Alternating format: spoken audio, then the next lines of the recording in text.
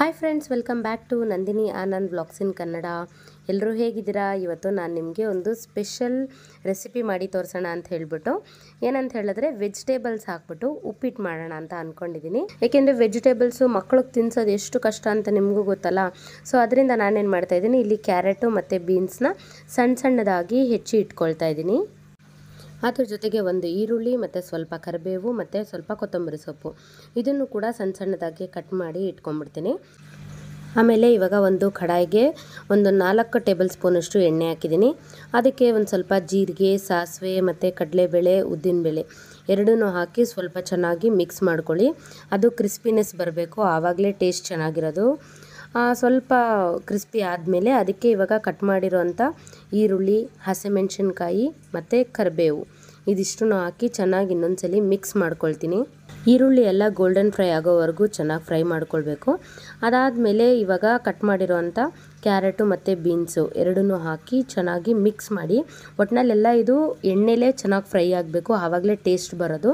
ಈಗ ಇದಕ್ಕೆ 1.5 ಸ್ಪೂನಷ್ಟು ಉಪ್ಪು ಹಾಕ್ಬಿಟ್ಟು, ಹಾಗೆ ಮತ್ತು ಕಟ್ ಮಾಡಿರೋಂಥ ತೆಂಗಿನಕಾಯಿ ಹಾಕ್ತಾಯಿದ್ದೀನಿ. ಹಾಗೆ ಒಂದು ಅರ್ಧ ಸ್ಪೂನಷ್ಟು ಅರಿಶಿನ ಪುಡಿ. ನಾನು ಏನೇ ಅಡುಗೆ ಮಾಡಿದ್ರು ಸ್ವಲ್ಪ ಅರಿಶಿನ ಪುಡಿ ಯೂಸ್ ಮಾಡ್ತೀನಿ, ಏಕೆಂದರೆ ಅದು ತುಂಬ ಒಳ್ಳೆಯದು ಆರೋಗ್ಯಕ್ಕೆ. ಆದ್ದರಿಂದ ಅರಿಶಿನ ಪುಡಿ ಎಲ್ಲ ಹಾಕಿ ಇವಾಗ ಚೆನ್ನಾಗಿ ಒಂದ್ಸಲಿ ಮಿಕ್ಸ್ ಮಾಡಿಕೊಂಡು, ಆಮೇಲೆ ಇಲ್ಲಿ ನಾನು 4 ಲೋಟ ನೀರು ಹಾಕ್ಕೊಳ್ತಾ ಇದ್ದೀನಿ. ಅಂದರೆ ನಾವೆಷ್ಟು ರವೆ ತೊಗೊಂಡಿರ್ತೀವಲ್ಲ ಅದ್ರ ಡಬ್ಬಲ್ ಅಷ್ಟು ನೀರು ಹಾಕಬೇಕು. ನಾನಿಲ್ಲಿ 2 ಕಪ್ಪು ರವೆ ತೊಗೊಳ್ಳೋದ್ರಿಂದ 4 ಕಪ್ಪಷ್ಟು ನೀರು ಹಾಕಿ ಚೆನ್ನಾಗಿ ಕುದಿಯೋಕ್ಕೆ ಬಿಟ್ಟಿದ್ದೀನಿ. ಸೊ ಇವಾಗ ನೋಡಿ ಚೆನ್ನಾಗಿ ನೀರೆಲ್ಲ ಕುದೀತಾ ಇದೆ. ಬನ್ಸಿ ರವೆ ತೊಗೊಂಡಿದ್ದೀನಿ ಉಪ್ಪಿಟ್ಟು ಮಾಡೋದಕ್ಕೆ ಅಂತೇಳಿ. ತುಂಬ ಚೆನ್ನಾಗಿರುತ್ತೆ, ಟೇಸ್ಟು ತುಂಬ ಉದುರಾಗಿ ಬರುತ್ತೆ. ಈಗ ನಾನಿಲ್ಲಿ 2 ಕಪ್ಪು ರವೆನ ಮೊದಲೇ ಚೆನ್ನಾಗಿ ರವೆ ಹುರಿದಿಟ್ಕೊಂಡಿದ್ದೆ. ಸೊ ಇವಾಗ ಹಾಕ್ತಾ ಇದ್ದೀನಿ. ರವೆ ನಿಧಾನಕ್ಕೆ ಹಾಕ್ಕೊಂಡು ಒಂದು ಕಡೆಯಿಂದ ತಿರುಗ್ತಾ ಇರಬೇಕು, ಇಲ್ಲಾಂತಂದರೆ ಗಂಟು ಕಟ್ಟಿಬಿಡುತ್ತೆ. ಆದಷ್ಟು ರವೆ ಹಾಕಬೇಕಾದ್ರೆ ಸ್ಟವ್ನ ಸಿಮ್ಮಲ್ಲಿಡಿ. ಮತ್ತು ಇನ್ನೊಂದು ಟಿಪ್ ಹೇಳ ನಿಮಗೆ, ಏನಂತ ಯಾವಾಗ ಸ್ಟೋರಿಂದ ತಂದಿರ್ತೀರಲ್ವ ಆವಾಗಲೇ ಚೆನ್ನಾಗಿ ಅದನ್ನು ಹುರಿದ್ಬಿಟ್ಟು ಸ್ವಲ್ಪ ತಣ್ಣಗಾದ್ಮೇಲೆ ಒಂದು ಏರ್ ಟೈಟ್ ಕಂಟೈನರಲ್ಲಿ ಹಾಕಿಟ್ಕೊಂಡ್ರೆ ಇಮಿಡಿಯೇಟಾಗಿ ಉಪ್ಪಿಟ್ಟನ್ನ ಮಾಡ್ಕೊಳ್ಬೋದು.